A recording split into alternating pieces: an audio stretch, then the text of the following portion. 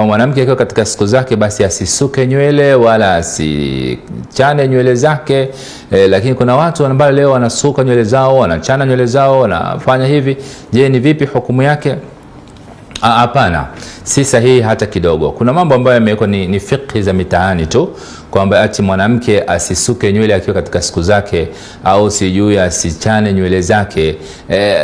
Hapana, hakuna katazo kutoka kwa Mtume sallallahu alaihi wasallam kama mwanamke asifanye hayo. Anafanya vizuri, sema zile nywele ambazo zitakazotoka kama mtu ambaye yuko katika tohara, yani yuko ni msafi. Hata mwanamume alikadhalika ambaye ni msafi, hata kama ni yuko katika hali yote ile kama janaba au nini, basi anatakiwa nywele zake kisha nyoa au kucha zake akikata aziweke vizuri. Maana yake wanasema baadhi ya wanachuoni kwamba anaweza akafukua ardhi alafu akazifukia chini kuliko kuziacha juu zikawa zenye kusambaa. Kwa hiyo mwanamke akiwa katika siku zake, jamani, anatakiwa kufanya yote ya kawaida.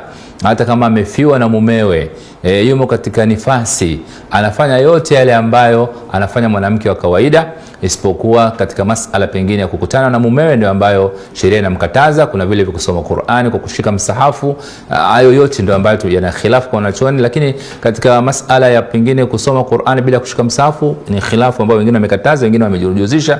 Lakini umuma ni kwamba na sahihi ni kwamba anaweza akasoma Qur'ani mwanamke akiwa katika siku zake, au akiwa katika damu ya uzazi ile siku takriban 40, anasoma Qur'ani kwa kufanya muraja bila kushika msahafu. Hilo ndio ambalo alina wasiwasi. Ama kushika msahafu wote wamekubaliana kwamba haifai, ingawa kuna khilafu bado katika wanachuoni.